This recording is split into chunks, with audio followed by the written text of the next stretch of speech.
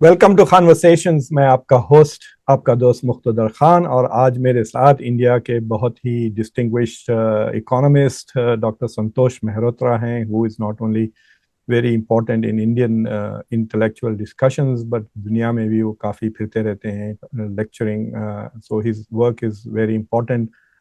उनकी basically focus is on developmental economics and he is just the right person जो सवालात मैं उनसे करना चाह रहा हूँ। तो आज मैं डॉक्टर संतोष मेहरोत्रा साहब से 3-4 मुद्दों पे बात करूंगा। एक, कि ये जो आईएमएफ से इंडिया के ऊपर जो सी ग्रेड आया है उसका क्या असर होगा बोथ ऑन इन्वेस्टर मूड, या is it just something that India can simply ignore, या it is going to have some impact. India तो ऐसा कोई बड़े लोन्स तो लेने नहीं जा रहा है वर्ल्ड बैंक से या आईएमएफ से जो ये ग्रेड का असर होगा उस पर, but otherwise will it impact people who are doing foreign direct investment. दूसरी चीज ये है कि इंडिया की जो सरप्राइजिंगली स्टनिंग 8.2% जो ग्रोथ रेट आई है क्वार्टर की, उसके बारे में हम बात करेंगे। तीसरी चीज जो मुद्दा है कि जो इंडिया का जो रुपया गिर रहा है इन इट्स वैल्यू, उन सारी चीजों के बारे में हम आपसे बात करेंगे। Welcome to the show Santosh ji. बहुत बहुत शुक्रिया जनाब। आपसे गुफ्तगू करने में बहुत ही मजा आता है हमेशा। Thank you very much sir. So मैं पहले सवाल तो यही करता हूं कि इंडिया का जो डॉलर है वो, मैं आपको एक एक स्टेटिस्टिक्स बताता हूं।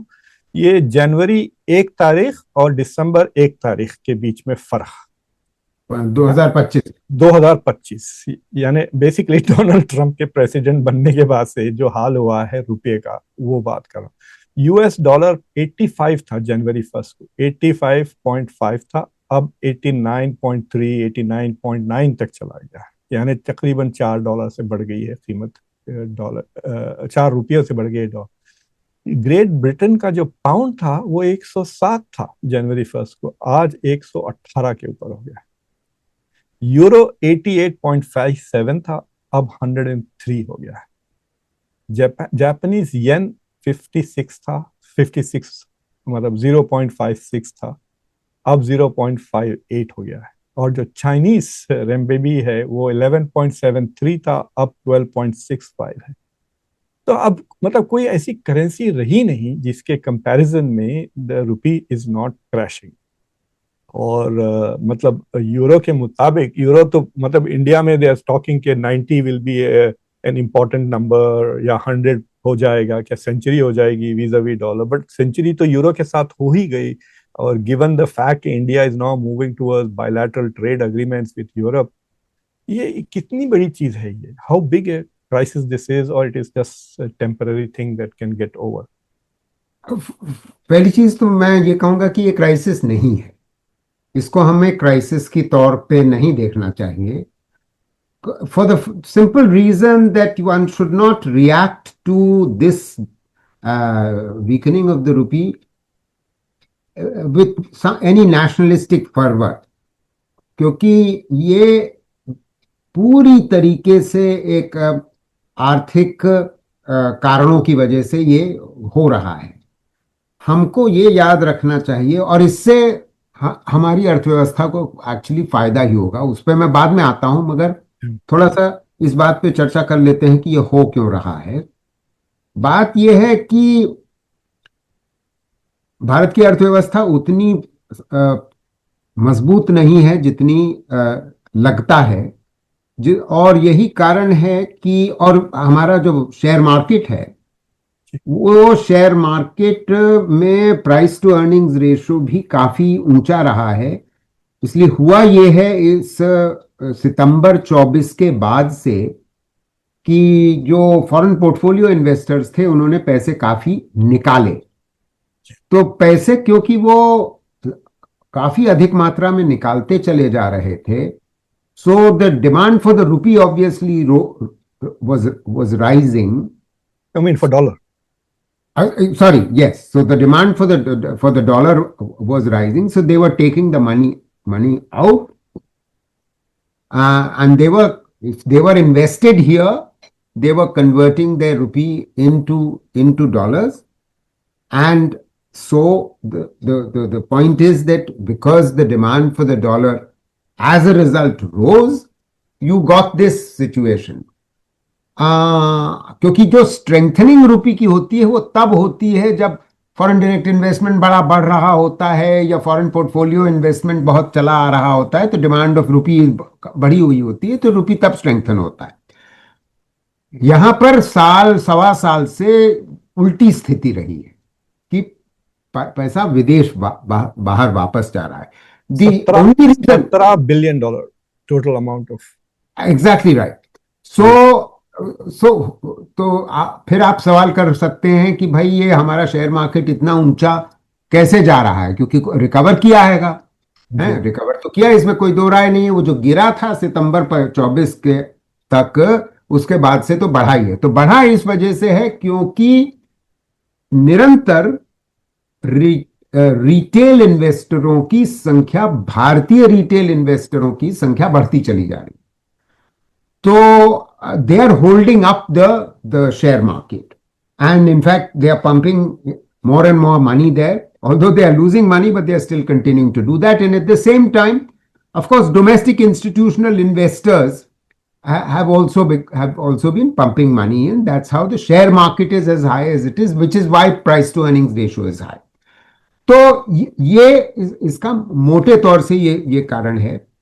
अब हम आ जाते हैं कि इसका असर क्या होगा। तो देखिए, मोटी बात यह है, as an and I have to speak as an economist here, क्योंकि किसी भी आम आदमी को लगेगा कि अरे देखो, अगर रुपया गिर रहा है और डॉलर खरीदने में हमको ज्यादा डॉलर रुपया खर्च करना पड़ रहा है, तो अगर विदेश जाएगा जो उसको ज्यादा पैसा खर्च होगा, जो पढ़ने जाएगा उसको ज्यादा पैसा खर्च होगा। तो ऐसे लोगों की संख्या तो बहुत ज्यादा नहीं है, तो उन पे जरूर नकारात्मक असर होता है। मगर देखिए, हम तो अर्थव्यवस्था की नजरिए से देख रहे हैं। बस Santosh ji, India is a net importer ना, इंडिया तो import. I agree with you, I agree. तो मैं उस बात पे आ रहा हूं। बात यह है कि पहली चीज ये है कि अब मैं ट्रेड, आपने क्योंकि ट्रंप की बात करी और हमें अब ट्रंप की बात इस चर्चा में लाना आवश्यक हो गया। क्यों हो गया है?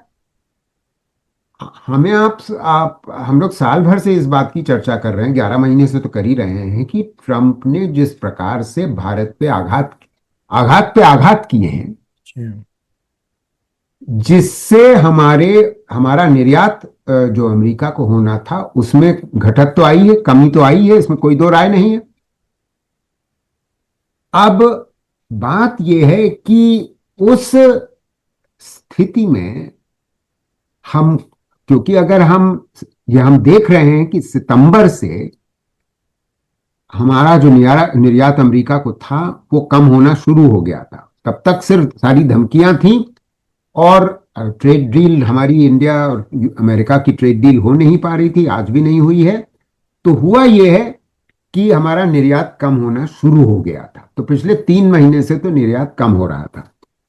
अब ऐसी स्थिति में हम भारत के, क्योंकि भारत जो निर्यात करता है अमेरिका को, a lot of it is quite labor intensive, because Trump was very clever.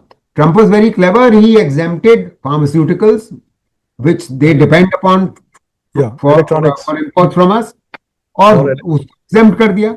और दूसरा इलेक्ट्रॉनिक आइटम्स, यानी कि जो फोन्स वगैरह, जी। So those two items account for roughly 30% of the total exports of India to the United States. तो वो उन्होंने exempt कर रखा था और अभी भी exempted है। मगर बकाया जो चीजें हैं वो सारी लेबर इंटेंसिव है। तो what are they? Sort of, there are textiles, there's gems and jewelry, leather, goods, exactly, and there is fishery products, there's shrimp and so on.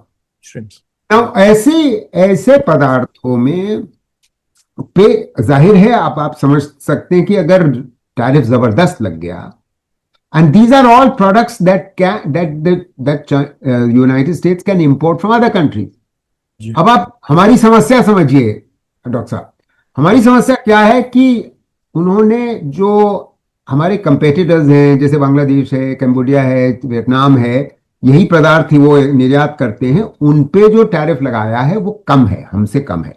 मतलब वो 25% से भी कम था। तो हमारे ऊपर तो 25% की मार थी ही, उसके ऊपर से रूस से तेल आयातित करने की वजह से ट्रंप ने हमारे ऊपर और जी हाँ। टैरिफ लगा दिया, पेनल्टी टैरिफ। तो ये सब अब हम जानते। अब इसका असर ये होना होना था और ये हो रहा है कि हमारे जो निर्यातक हैं, वो जो श्रम गहन निर्यातक हैं, यानी कि लेबर इंटेंसिव एक्सपोर्ट जो हैं, उनका रोजगार जा रहा है। इसलिए अगर हमारा रुपया कमजोर होता है, so it becomes cheaper for other countries to buy our products, and it becomes cheaper for our exporters to the United States also to be able to sell to the US markets. Because अगर हमारे को हम वो वहां के importer हमसे जो खरीद रहे हैं, वो कम दाम पे खरीद रहे हैं क्योंकि रुपया जी हाँ। रुपया कमजोर हो गया, और कुछ वो अब्सॉर्ब कर लेते हैं price increase because of the tariff, importer plus consumer in the United states. तो उससे फायदा हम ही को होने वाला है, क्योंकि हमारे एक्सपोर्टर्स पे और जो हमारे जो वर्कर्स हैं इन लेबर इंटेंसिव सेक्टर्स में, जिन पे टैरिफ की मार आ रही है, वो उतना असर नहीं होगा। तो ये हमारे फायदे की बात, ये एक बहुत बड़ी बात है। दूसरी बड़ी बात देखिए, ये है कि जो हम अमेरिका नहीं बेच पाए, वो हम और देशों को बेच सकते हैं, क्योंकि और देश अब देखें पाएंगे कि हमारे पदार्थ और चीपर हो गए, रुपया क्योंकि कमजोर हो गया इस वजह से। तो so we are seeing that our current account deficit is not worsening, has not worsened so far. It is जी feared it will worsen. It is feared as we move forward in the next 6 to 8 months, it will worsen more. But so far it has not worsened as much as. So अभी अगर 0.78% है, तो वो बढ़ करके 1.6% of GDP होने की संभावना 6-8 महीने में है। मगर हमें ये ध्यान रखना चाहिए कि उसमें ये जो रुपया गिरा है, ये हमारे फायदे के लिए है। इसकी आखिरी बात मैं कह करके अपनी बात खत्म करूंगा, क्योंकि I watch the real effective exchange rate. देखिए, हम अब डीए तो बहुत हाँक रहे हैं, हमारी सरकार खास तौर से, कि हमारी इन्फ्लेशन रेट काफी कम है। इन्फ्लेशन रेट कम होने के बावजूद ग्लोबली इन्फ्लेशन रेट काफी कम रही है। इस वजह से हमारी inflation rate global inflation rate से फिर भी ज्यादा है। तो ये भी एक और कारण बन जाता है कि हमारा रुपी थोड़ा सा डिप्रिसिएट करेगा। तो मैंने ये पाया था कि ये एक्सचेंज रेट को जब हम इन्फ्लेशन रेट का इस्तेमाल करके कैलकुलेट करते हैं, जिसे रियल इफेक्टिव एक्सचेंज रेट कहते हैं, when you use a basket of currencies who are our competitors, और वो बात, तो इसलिए तब आपको ये पता चलता है कि हमारा रुपी रियल इफेक्टिव एक्सचेंज रेट को देखते हुए अप्रिसिएट कर रहा था। इसमें लग रहा है कि डिप्रिसिएट कर रहा है, मगर वो असलियत में धीमे धीमे अप्रिसिएट कर रहा था, क्योंकि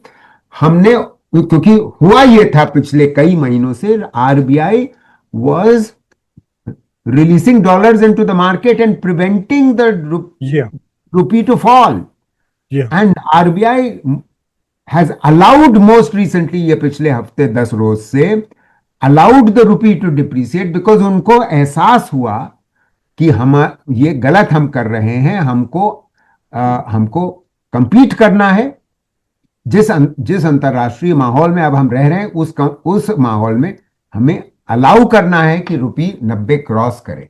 जी देखिए, आई अंडरस्टैंड द लॉजिक कि अगर पैसा कम होता है, कीमत कम होती है, तो इंडिया के जो एक्सपोर्ट्स हैं उसकी कीमत for the buyers will go down, ना सिर्फ अमेरिका में बल्कि यहाँ पर भी। और नॉट ओनली दैट, वो जो परसेंटेज जो टैरिफ है उसकी भी कीमत गिर जाती है, the amount of tariffs will also reduce, so there is a benefit. But क्योंकि India is a net importing country, India के जो इंपोर्ट्स ज्यादा हैं, तो जो फायदा एक्सपोर्ट्स में विद द लोअर हो रहा है, वो नुकसान इंपोर्ट्स में हो रहा है, where you are paying more. No no, I agree with you, so let me turn to that dimension, वो उस डायमेंशन की हमने अभी चर्चा नहीं करी। तो जी उस डायमेंशन के बारे में हमें ये ध्यान रखना चाहिए कि पहली चीज तो खुशखबरी ये है कि क्योंकि तेल की, we are a major importer of oil. I don't जी have to tell you that 88% of our total consumption needs of oil are actually imported. Now, we offset some of that by refining that crude oil and then exporting it to Europe and so on, which is in fact a bit of one source of irritant with Trump. कि जी मतलब ये तुम import भी कर रहे हो रूस से, मगर वो भूल जाता है कि हम यूरोप को एक्सपोर्ट भी तो कर रहे हैं, वो फायदा उठा रहे हैं। अब जी यूरोपियंस तो रूस से खरीद नहीं रहे हैं, तो मतलब या यहाँ तो उल्टा चोर कोतवाल को ही डांट रहा है कि ये तो हम, उनका फायदा हो रहा है, फिर उसके बावजूद हम, एनीवे नेवर माइंड दैट।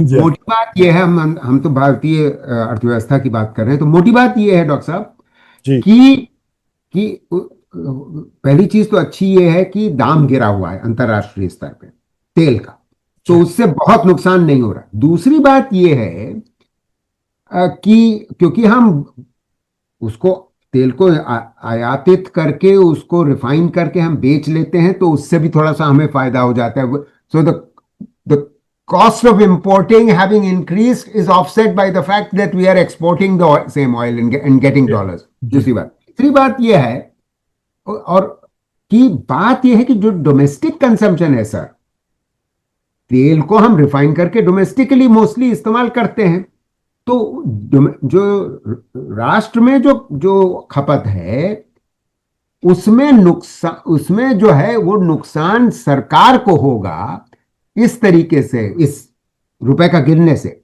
नुकसान इस तरीके से होगा कि उनको तो ज्यादा दाम पे डॉलर खरीद करके तेल को आयातित करना होगा, ये बात सही है। जी मगर सरकार 100 रुपए पे वैसे ही पेट्रोल और डीजल बेच रही है, 100 रुपए लीटर के आधार के रेट हैगी, बहुत ज्यादा रेट है, उसको वो बढ़ा नहीं सकते क्योंकि अगर उसको बढ़ा दिया, डीजल का दाम खासतौर से अगर डोमेस्टिक बढ़ा दिया भारत सरकार ने, क्योंकि the when the oil price is relatively low, most of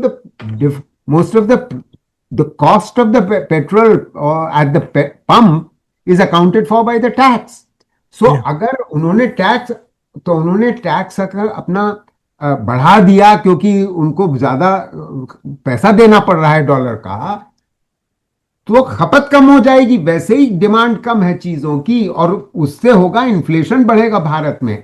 जी तो भारत सरकार बड़ा एहतियात बरत रही है, वो जो भी नुकसान होगा वो खुद उसको हजम कर जाएगी, यानी कि उसको झेल लेगी, और वो भारतीय उपभोक्ता को, कंज्यूमर के ऊपर भार नहीं डालेगी। So that's really the point. But मतलब अगर आप ऑयल को छोड़ दें, जी जी जी फॉर एग्जांपल इंडिया का जो सबसे ज्यादा डेफिसिट है वो चाइना हांगकांग, अगर इनको मिला जी लें तो तकरीबन $150 बिलियन का डेफिसिट है, व्हेन वी आर नॉट जी, इंपोर्टिंग ऑयल फ्रॉम चाइना और फ्रॉम हांगकांग। Correct correct. हाँ, तो अगर आप नॉन ऑयल इंपोर्ट्स को ले लें तो वो इंपोर्ट्स तो महंगे हो ही रहे हैं ना, because I of. agree with you. हाँ I certainly agree with you. But I see a silver lining there also, sir. Let me अच्छा, explain what I mean. तो The कम silver खरीदेंगे। lining, the silver lining is simply that, I mean, yes, of course, it's going to increase costs for the manufacturer because we import a lot of intermediate products and raw materials and inputs from China. जी अब आप drugs and pharmaceuticals आप जो export करते हैं उसका active pharma ingredients तो China से आ रहा जी है। अच्छा, तो वो ऐसी स्थिति में अगर दाम बढ़ जाता है तो there may be an effort to try and buy from elsewhere, because इसमें कोई दो राय नहीं है कि हमारी जो निर्भरता है चीन पे, और जो हमारा नेगेटिव ट्रेड बैलेंस है चीन के साथ, उसको कम करने के लिए ये एक्सचेंज रेट में जो गिरावट है, यानी कि रुपए कमजोर होने की जो प्रक्रिया है, वो हमारे लिए फायदेमंद है। क्योंकि उससे हमारा चीन से इंपोर्ट खास तौर से कम होगा, थोड़ा दाम बढ़ेगा, मैं आपसे सहमत हूं, जी। वो है। तो मगर ये हम, अगर देखिए, दूसरा जरिया क्या हैगा चीन से आयात कम करने का? दूसरा जरिया तो यही है ना कि आप कोई टैरिफ लगा दो। अब टैरिफ आप लगा दोगे चीन के साथ, तो वो रिटेलिएट कर सकते हैं, और उसका और नकारात्मक असर होते हैं। आप सिर्फ चीन के ऊपर टैरिफ नहीं लगा सकते, क्योंकि we are all members of the WTO, ये जी दिक्कत हाँ। है। जी हाँ। So, for all these reasons, sir, the appropriate way which economists would suggest to you to deal with a situation like this is precisely what is happening.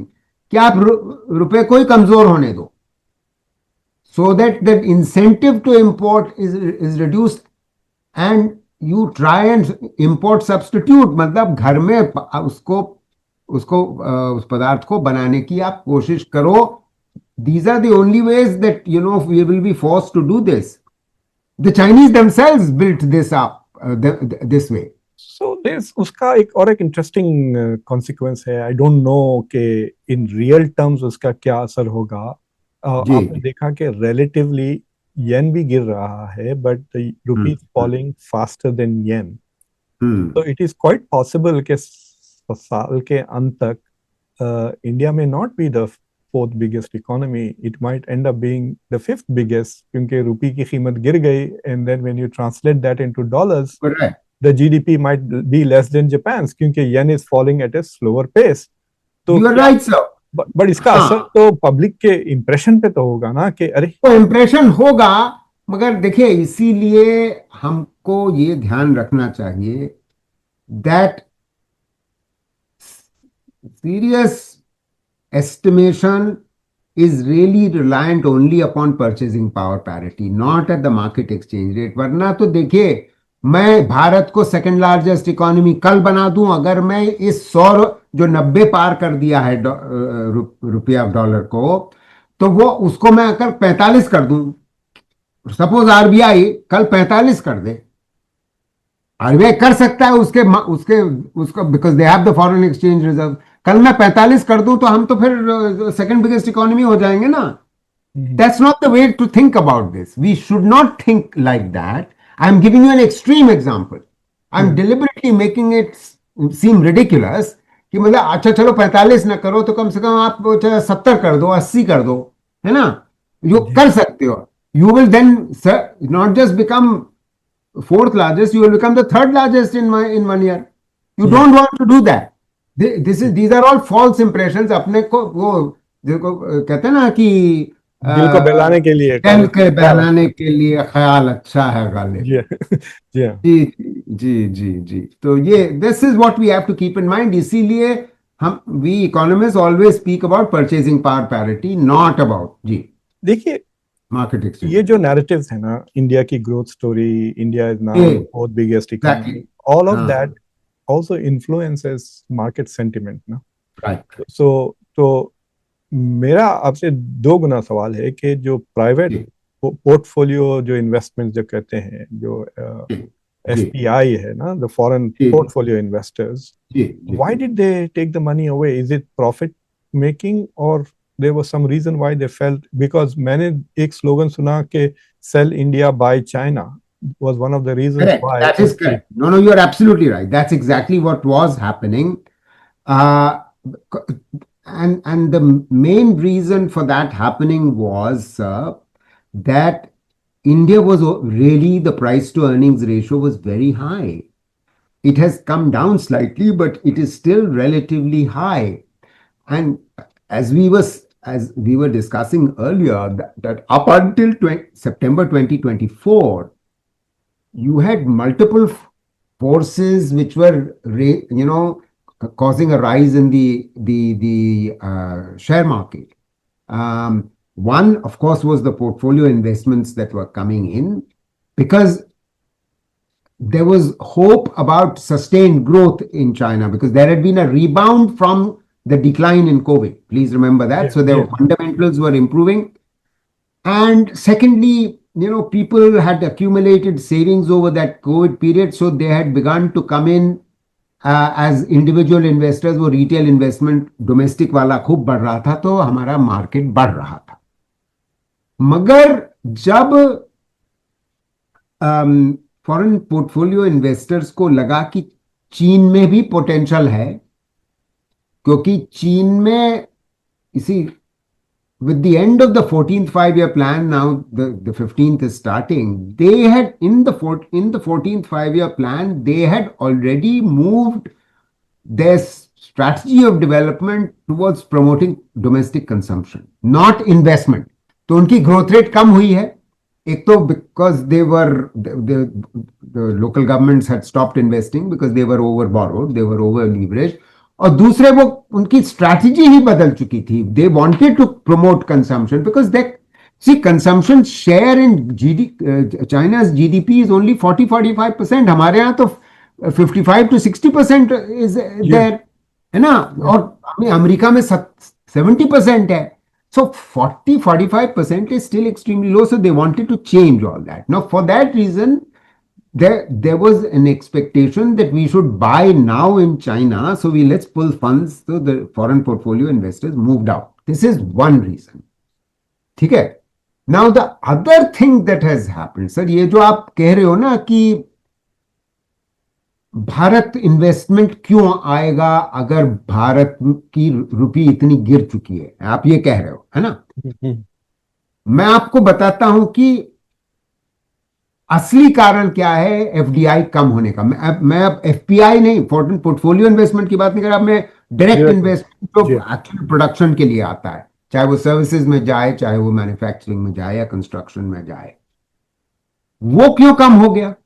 वो तो बहुत कम हो गया है पिछले साल 2 साल से, तो वो कम ही होता चला जा रहा है। And in the fiscal year 24-25 मैं आपको याद दिलाऊं कि वो तो गिर करके कुछ कितना 500 मिलियन या 400 to 500 मिलियन डॉलर्स ही रह गया, यानी कि from billions it has drop to mere millions. Yeah. Point one, and Indian corporates have been taking money out. They are not investing here. Now this is the real story. तो doctor साहब मैं आपको ये समझाने की कोशिश, आपके श्रोताओं को ये समझाने की कोशिश कर रहा हूं कि ये जो डॉलर आना बंद हुआ, वो एक सिर्फ वही नहीं हुआ कि फॉरेन पोर्टफोलियो इन्वेस्टमेंट नहीं आना बंद हो गया, दूसरा ये हुआ कि डायरेक्ट इन्वेस्टमेंट भी आना बंद हो गया, क्योंकि जो नेशनल इन्वेस्टमेंट है, यानी कि टोटल इन्वेस्टमेंट भारत के कॉर्पोरेट्स का जो इन्वेस्टमेंट है, वो account for most of the investment. It's not government, it is not foreign direct investment, it is private sector which has historically accounted for in a large economy. This is normal. But the private investment has not been growing domestically. They are making profits and they've either deleveraged, मतलब जो उनके borrowings थे domestic corporates के, वो उन्होंने bank के loans वापस कर दिए, और अपना जब वो कुछ बचा तो फिर वो पैसे विदेश ले जा रहे हैं। If domestic corporates are not investing, why are they not investing is a question that we have to ask. And the reason why they are not investing, sir, is because jobs have not been growing. Because jobs have not been growing, so domestic consumption has not been growing. So this growth rate that you are seeing, ये जो अभी quarter में 8.2% आपने सुनी, आपके सवाल पूछने पहले मैं उस पर आ जाता हूं। जी हाँ, क्योंकि आई नो कि आप उस पर सवाल पूछने वाले हैं जी।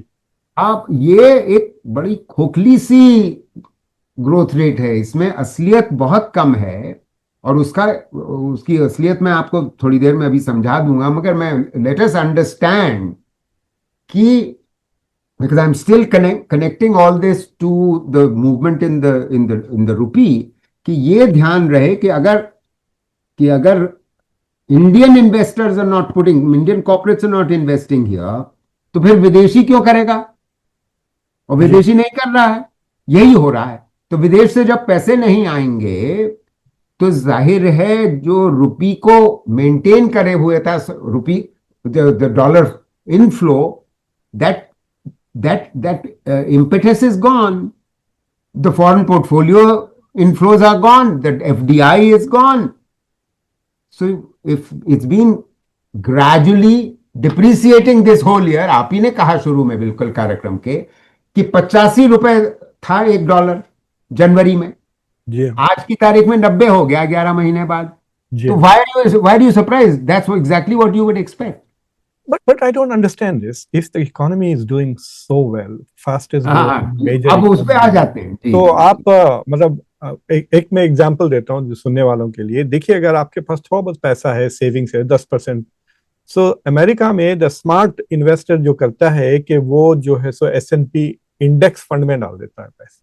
जी. और उसका मतलब ये है कि आइंदा 10 साल में इकोनॉमी विल ग्रो और इकोनॉमी के साथ आपका इन्वेस्टमेंट भी ग्रोथ होगा. So you are not trying to Correct. Beat the economy, you are just rising with the tide, right? तो Correct. अगर if India is going the fastest growing economy, then for a smart investor India should be the place to invest ना. कि आपको देखिए, India 8.5 से बढ़ रही है, तो आप भी 8% से आपकी इनकम बढ़ेगी, आपकी सेविंग्स इन्वेस्टमेंट्स. तो इन रियलिटी पिक्चर तो उल्टा है. ना सिर्फ बाहर वाले लोग इन्वेस्ट नहीं कर रहे इस ग्रेट इकोनॉमी में, वो लोकल वाले भी नहीं कर रहे हैं. क्यों? बिल्कुल. अब आप बिल्कुल असलियत पे आ गए. तो इसकी असलियत समझना बहुत जरूरी है. इसकी असलियत आपसे जो पहले एक दो बार चर्चा हुई है उसमें मैं कर चुका हूं, मगर आपके इस बार श्रोता नए हो सकते हैं, उनको याद दिलाना चाहता हूं मैं इस बात का.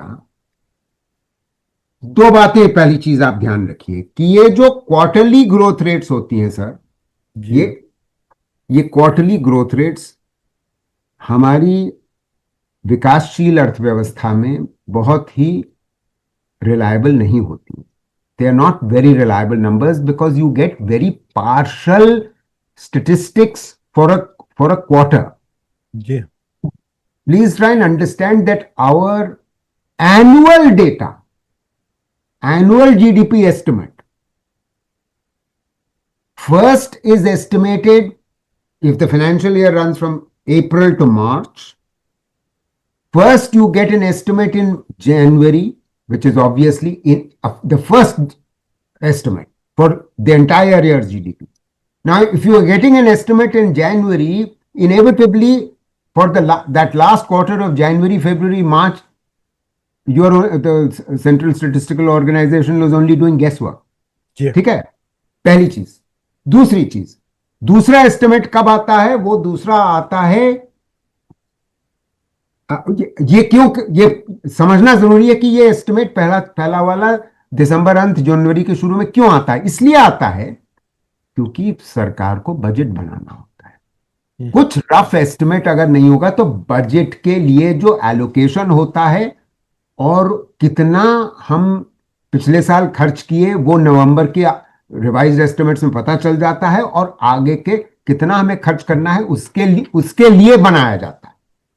फिर आता है 1 जनवरी के अंत में बजट के से बिल्कुल पहले. उसके बाद आता है मई में तीसरा estimate, that is called the first advanced estimate. अब आप समझ रहे हैं, पहला दूसरा वाला कहलाता है सेकंड एडवांस, फिर तीसरा आता है उसको प्रोविजनल कहा जाता है. और अगर हम 25-26 की कर रहे हैं तो अब देखिए आपको असली जो जीडीपी ग्रोथ मिलेगी या जीडीपी एस्टिमेट मिलेगा 25-26 का, वो you will get that in December 26, not now. December 26. Now from this itself your listeners can understand कि हमारा जो क्वार्टरली एस्टिमेट है वो कितना प्रोजेक्शन बेस्ड है. वो सिर्फ प्रोजेक्शन ही बेस्ड है और हमें बहुत उस पर एतबार नहीं करना चाहिए. ये जी, फॉर एग्जाम्पल मैं आपको आपकी बात को जरा एग्जाम्पल दे रहा हूं कि जो अब डेटा आया दिसंबर में कि इंडिया की ग्रोथ रेट 8.2% थी, लेकिन अक्टूबर में खबर आती है कि इंडिया की जो एक्सपोर्ट्स है दे हैव क्रैश्ड लिटरली. कुछ अमेरिका के लिए कुछ 12%, overall deficit has gone up, बहुत ज्यादा बढ़ गया है अक्टूबर के महीने में, right? Just month of October. फिर नवंबर की महीने की खबर ये आती है कि manufacturing is very much down, के मैन्युफैक्चरिंग, वो पीएलआई जो मेजर करते हैं, दे हैव फाउंड के इंडिया की manufacturing has taken a big hit in November. हालांकि जो क्वार्टर 8.2 जो कर रहे हैं उसमें तो वो कह रहे हैं कि manufacturing has done very well, 9.4% से कुछ ग्रोथ हो गया है। So if you look at the data from जुलाई अगस्त का देखें आप, तो जून जुलाई अगस्त जो सेकेंड क्वार्टर का डेटा है, और जो सितंबर अक्टूबर नवंबर जो अब ये सॉरी अक्टूबर नवंबर का जो डेटा आ रहा है, there is a huge disparity in the trend line. Of course there is. तो ये जो आपको मिला है अभी जो 8.2% जी सेकेंड क्वार्टर का, यानी कि जुलाई अगस्त सितंबर का मिला है ना, तो अब आपने कुछ इनकंसिस्टेंसीज पॉइंट आउट कर दी। मैं आपको इसको थोड़ा सा और साल भर के परिप्रेक्ष्य में समझा, आपके श्रोताओं को समझाना चाहता हूं। देखिए, unlike in the developed countries, advanced countries, when you get a quarterly growth estimate for the economy, that is a quarter on quarter growth. इसका अर्थ क्या हुआ? And then I'll contrast that with what happens in India.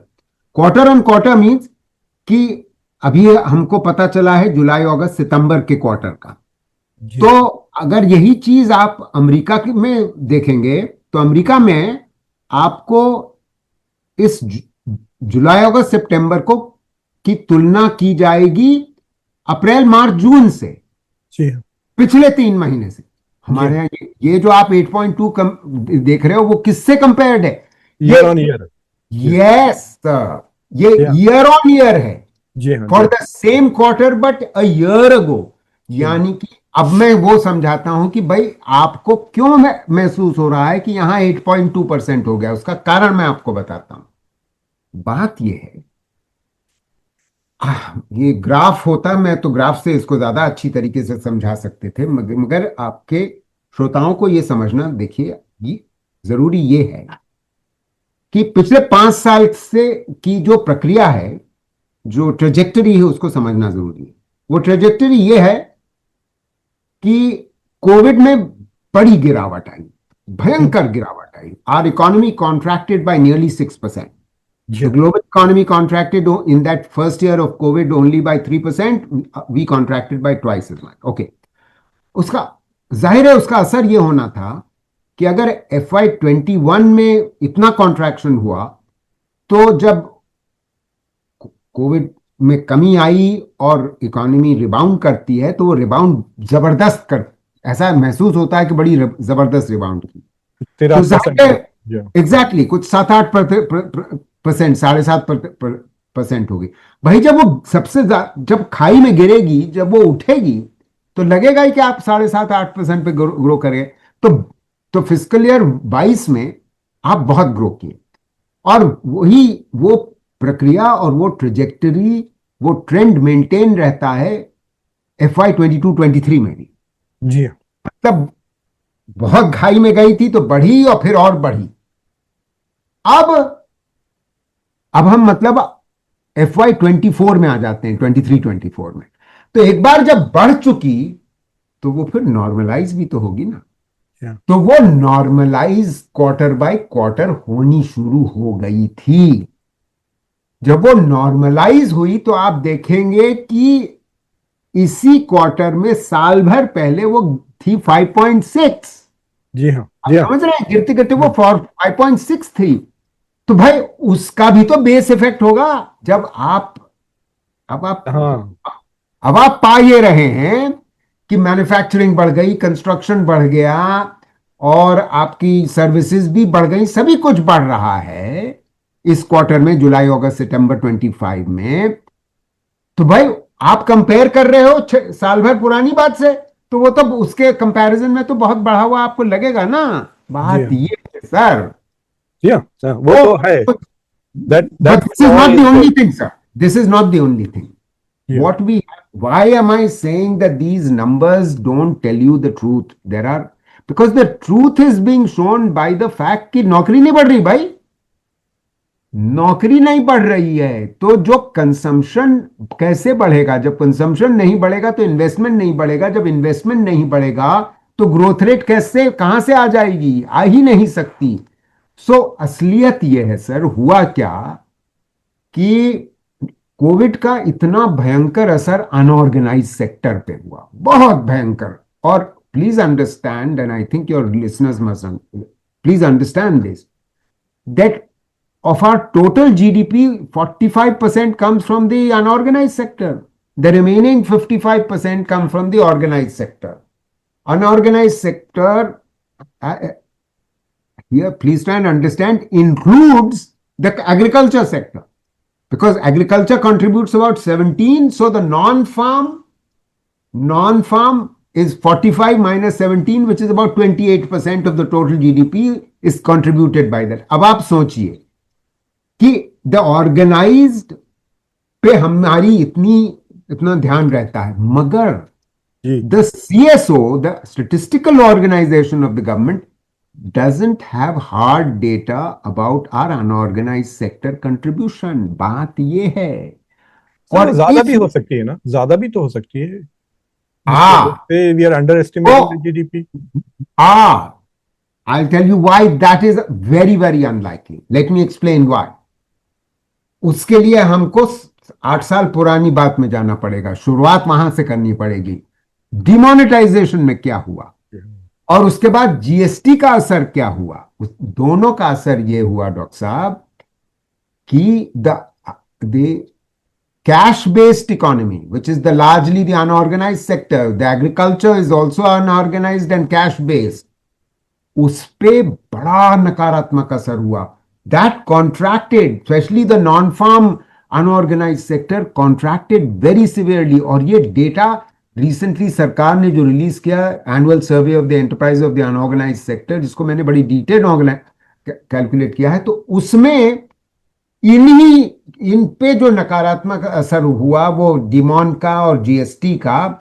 You will see that the GDP data for every quarter for the next 9 quarters from GST, middle of 2017 से 18 to 19 all the way to first quarter of the last quarter of FY20, यानी कि Covid आते आते, that's 9 quarters। उसमें growth rate गिरती चली गई। इसीलिए गिरी क्योंकि जो और अनऑर्गेनाइज्ड है वो कॉन्ट्रैक्ट कर रहा था। और फिर उसके ऊपर मार्च में लॉकडाउन आता है, कोविड आता है। Very very severe impact on the unorganised again.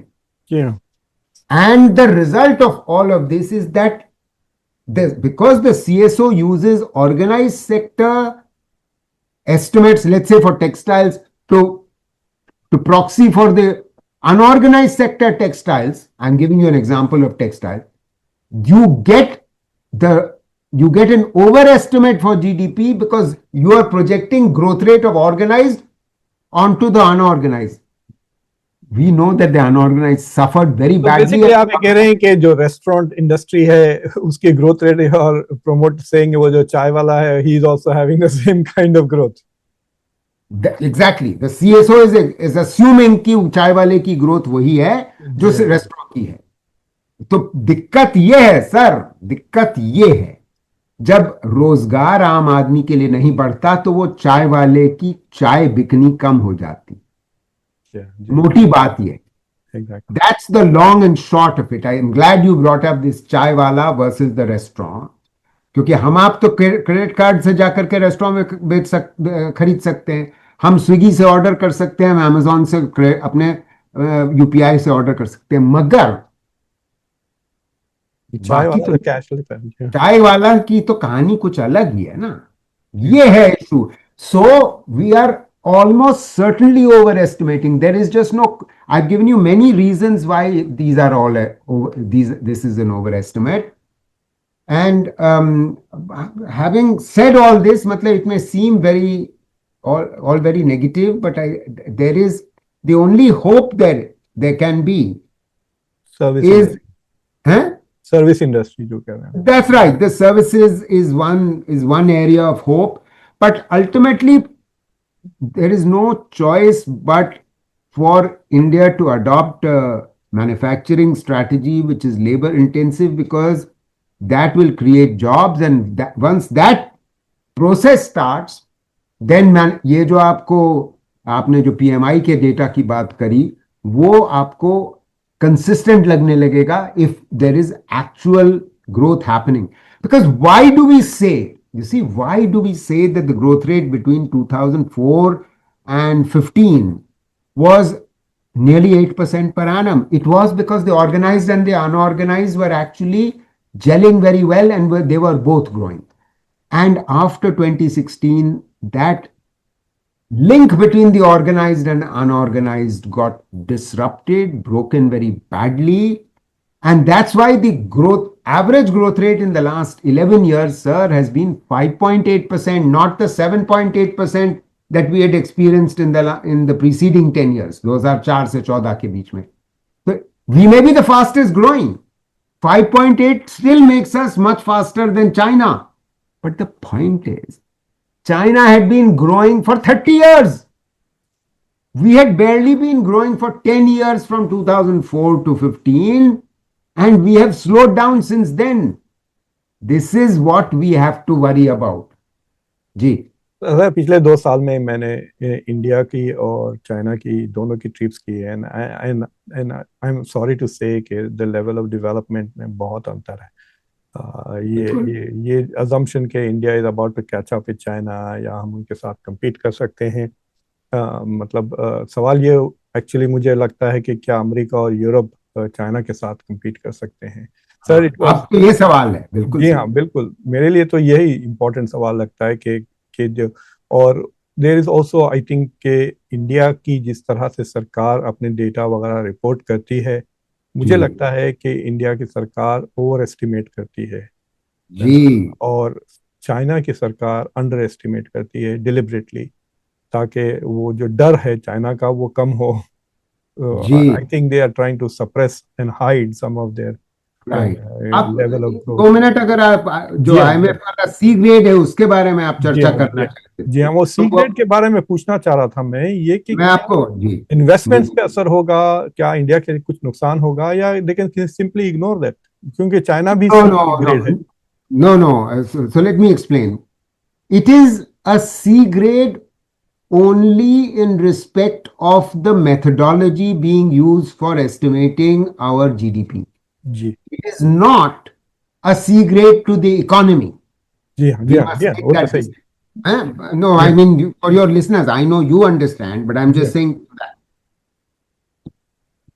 And I don't believe that this C grade should impact investors. देखिए, इन्वेस्टर्स तो तब आते हैं जब डोमेस्टिक प्राइवेट इन्वेस्टर इन्वेस्ट कर रहा हो, उसको उसका ढाढ़स तब बनता है कि उसे लग रहा है कि अरे हिंदुस्तानी खुद कॉर्पोरेट्स इन्वेस्ट कर रहे हैं तो अब हम भी पहुंच जाते हैं. जब हिंदुस्तानी खुद जबरदस्त तौर से इन्वेस्ट नहीं कर रहा है कॉर्पोरेट, तो फिर वो विदेशी क्यों आएगा? So let's not worry about this C grade and its impact on this.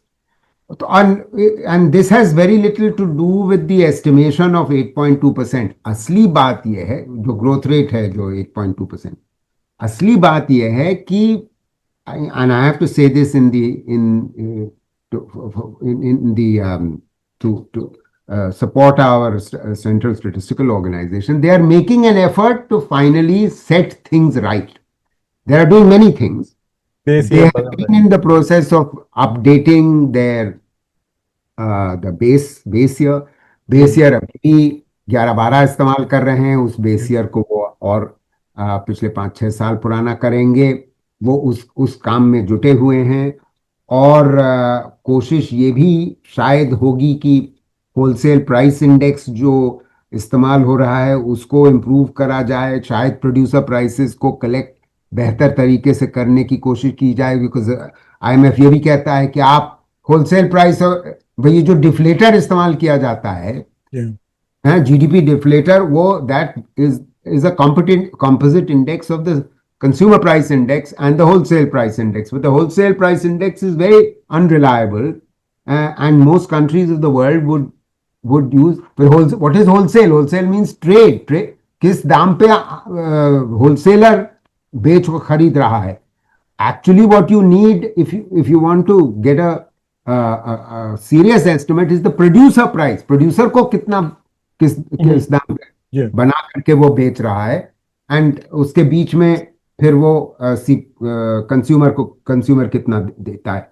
So the government might move towards generating a producer price index, but in a developing country these things always take time. So our estimates of GDP have been relatively non-robust, and they are still relatively non-robust. And it will take a little bit longer before they begin to seem more robust, which takes us back to the point that we should not get too excited when a quarterly growth rate of 8.2% shows up. मतलब आपने वो जो deflator की जो बात की, that is very important. इस बार जो one of the things that was flagged about India's report के इंडिया की जो नॉमिनल ग्रोथ रेट थी और जो एक्चुअल रियल जीडीपी ग्रोथ है उसमें सिर्फ 0.5 का फर्क है, 8.3 8.7. और they are saying, economist are saying के जो वो डेवलपिंग कंट्रीज है तो उनमें एटलीस्ट 3-4% का फर्क होना चाहिए. So there's some problem there कि आप इतना स्मॉल डिफ्लेटर इतना कम ले रहे हैं. अगर 4 होता तो इंडिया की GDP should have been 4.7 rather than 8.2, right? Growth rate. Exactly. So you can see, I mean, I'm glad you brought that up. I'm glad that all this is coming out, and that hopefully the Central Statistical Organization will attempt to fix many of these things over the next 6 to 8 months. So एक मैं एक सियासी सवाल पूछना चाह रहा हूँ आपसे.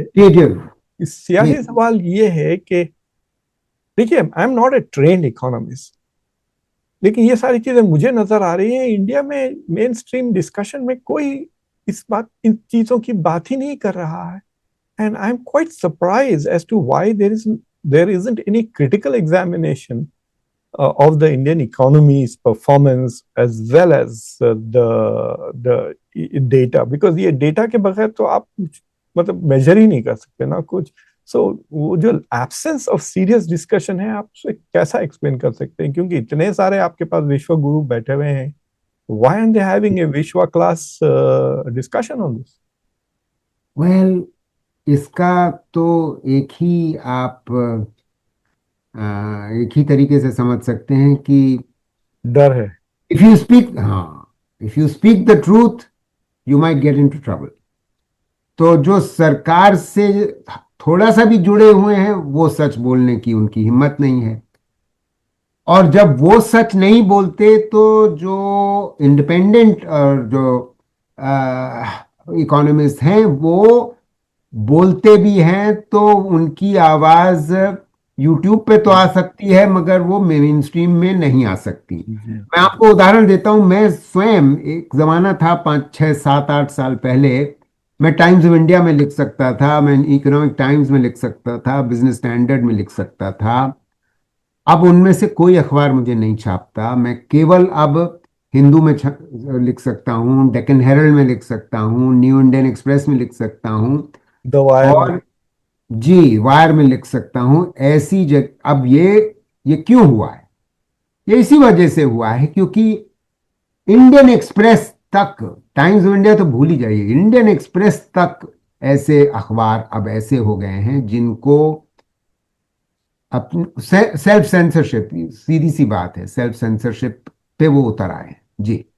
जी sir, thank you very much. It was a very interesting, और हमारे आई होप के हमारे दर्शक benefit from this. I learned a lot. मुझे तो ऐसा लगा कि मैंने पूरा एक सेमेस्टर का कोर्स ले लिया है इकोनॉमिक्स में.